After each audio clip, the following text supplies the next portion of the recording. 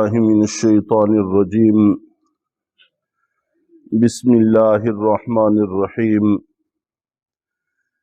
اذ قالت الملائکۃ یا مریم ان اللہ یبشرک بکلمۃ منہ اسمہ المسیح عیسی ابن مریم۔ جس وقت فرشتوں نے کہا کہ مریم اللہ تعالیٰ آپ کو اپنے کلمہ کی خوشخبری دیتے ہیں۔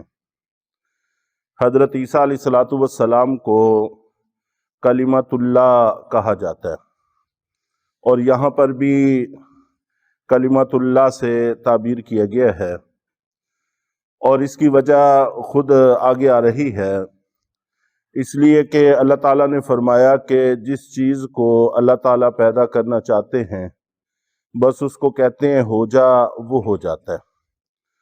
تو حضرت عیسیٰ علیہ السلام چونکہ اللہ تعالیٰ کے اس حکم کے نتیجے میں پیدا ہوئے ہیں، عام ترتیب انسانوں کے وجود میں آنے کی وہ یہاں پر موجود نہیں ہے، اگرچہ ہر پیدا ہونے والی چیز اللہ کے امر سے ہی پیدا ہوتی ہے، لیکن ظاہری اسباب بھی وہاں پر موجود ہوتے ہیں۔ جو چیز ظاہری اسباب سے بالکلیہ بالاتر ہو تو اللہ رب العزت اس کی نسبت اپنی طرف فرماتے ہیں۔ تو یہاں پر بھی چونکہ حضرت عیسیٰ علیہ السلام عام نظام سے ہٹ کر دنیا میں تشریف لائے، اس لیے ان کو کلمۃ اللہ سے تعبیر کیا، اور یہ حضرت عیسیٰ علیہ السلام کے حق میں کوئی نئی چیز نہیں تھی۔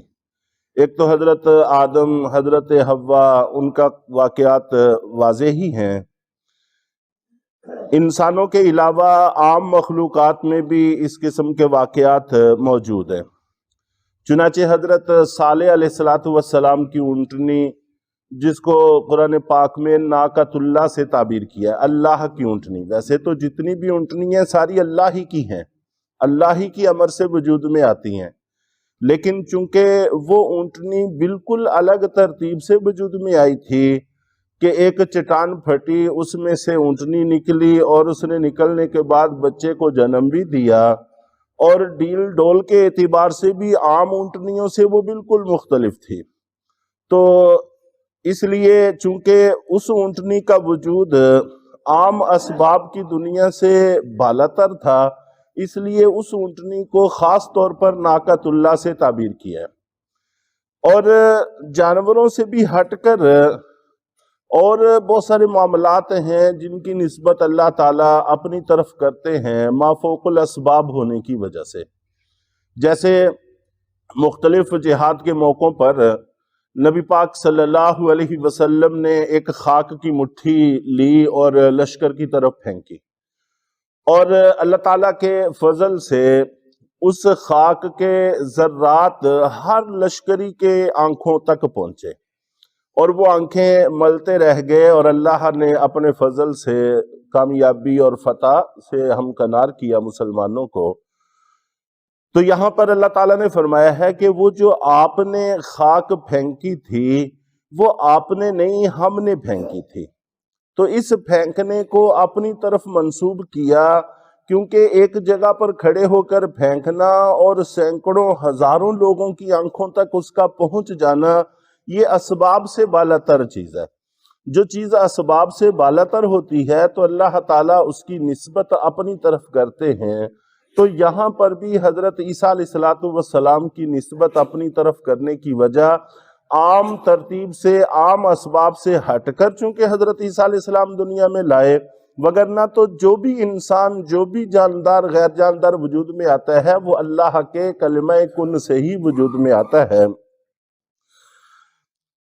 اور حضرت عیسیٰ علیہ السلام کا نام مسیح عیسیٰ ابن مریم ہوگا۔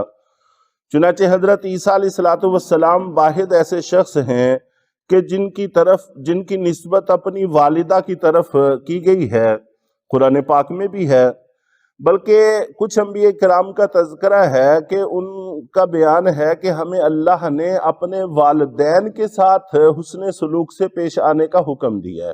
انبیاء کرام کو بھی حکم ہے، غیر انبیاء کرام کو بھی یہ حکم ہے، اور حضرت عیسیٰ علیہ السلام کا جہاں پر ذکر ہے وہاں پر صرف امہ کا ذکر ہے کہ اپنی والدہ کے ساتھ حسن سلوک سے پیش آنے کا حکم دیا گیا۔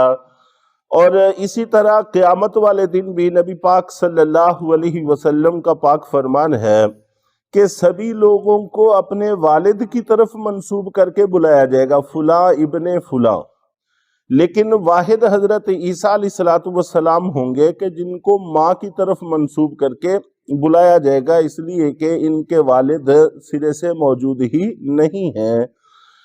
وجیہن فی الدنیا والآخرہ، اور وہ باعزت ہوں گے، وجاہت والے ہوں گے دنیا میں بھی اور آخرت میں بھی۔ دنیا میں ہونا وہ بھی بالکل واضح ہے کہ ہر نبی دنیا میں وجاہت والے ہوتے ہیں، عزت والے ہوتے ہیں، شکل و شباہت کے اعتبار سے، بیٹھنے اٹھنے کے اعتبار سے وقار، شرافت، عظمت ان کے اعمال سے ٹپکتی ہے۔ اور یہ چیز متاثر ہوتی ہے ان ویڈیوز کو دیکھنے سے جو اس وقت انبیاء کرام کے بارے میں موبائلوں میں اور نیٹ پہ چل رہی ہیں۔ اس لیے عام مسلمانوں کو ان کے دیکھنے سے گریز کرنا چاہیے۔ جہاں پر بھی کسی جگہ نبی کی یا ان کے والدین کی یا صحابہ کرام کی شباہتیں بنا کر ویڈیو بنائی گئی ہوں تو ان کو دیکھنے سے گریز کرنا چاہیے کہ ہمارے ذہنوں میں انبیاء کرام کا جو ایک خاص تصور ہے وہ اس سے متاثر ہوتا ہے۔ ہر مسلمان کے ذہن میں یہ ہے کہ وہ عظیم شخصیات ہیں اور بڑی پروقار شخصیات ہیں۔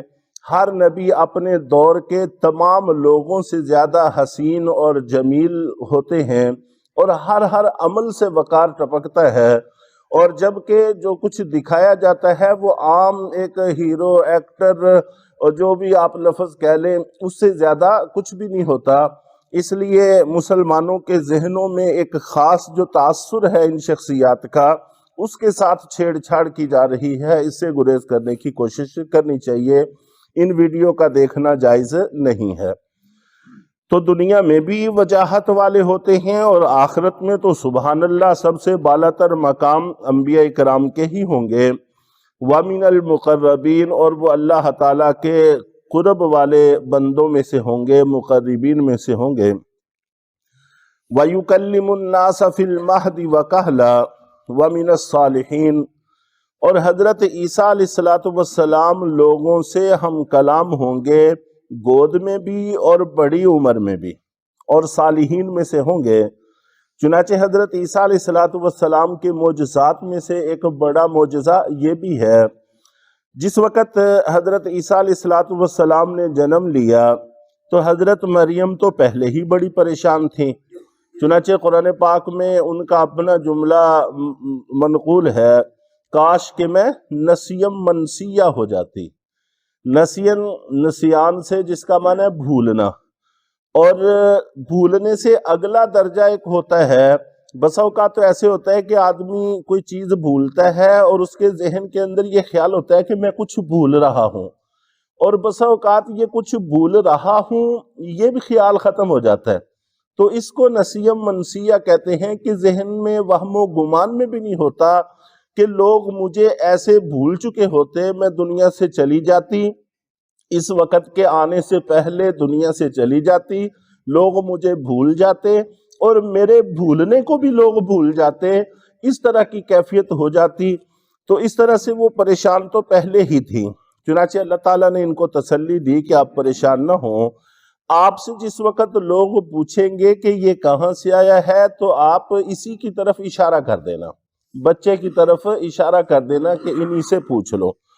چنانچہ قالوا کیف نکلم من کان فی المہد صبیا، تو ان لوگوں نے کہا کہ ہم اس بچے سے کیسے بات کر سکتے ہیں، وہ پہلے دن کا بچہ ہے۔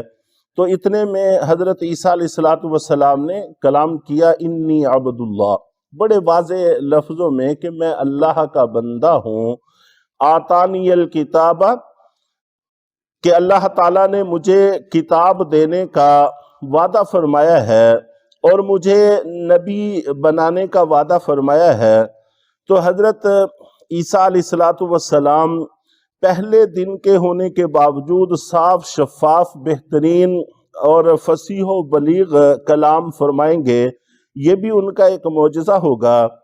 اور چونکہ انتہائی جوانی میں وہ دنیا سے رخصت ہو گئے تھے، 33 سال کی عمر میں دنیا سے اٹھا لیے گئے تھے زندہ، اور قرب قیامت میں جب آئیں گے تو ان کا بڑی عمر میں ہم کلام ہونا یہ بھی معجزہ ہوگا۔ ظاہر ہے کہ وہ ایسے وقت میں آئیں گے جب امت مسلمہ کو ان کی ضرورت ہوگی، تو یہ بھی گویا کہ ایک ان کا معجزہ ہے۔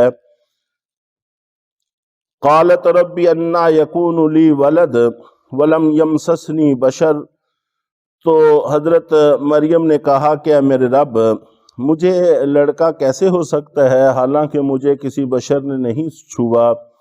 قال کذالک، تو اللہ تعالیٰ نے فرمایا ایسے ہی ہوگا، اللہ یخلق ما یشاء، کہ اللہ تعالیٰ جو چاہتے ہیں پیدا کرتے ہیں، اذا قضا امرا فانما یقول له کن فیکون، جس وقت وہ کسی کام کا ارادہ کر لیتے ہیں، فیصلہ کر لیتے ہیں، تو پھر کہتے ہیں اس کو ہو جا، پس وہ ہو جاتا ہے۔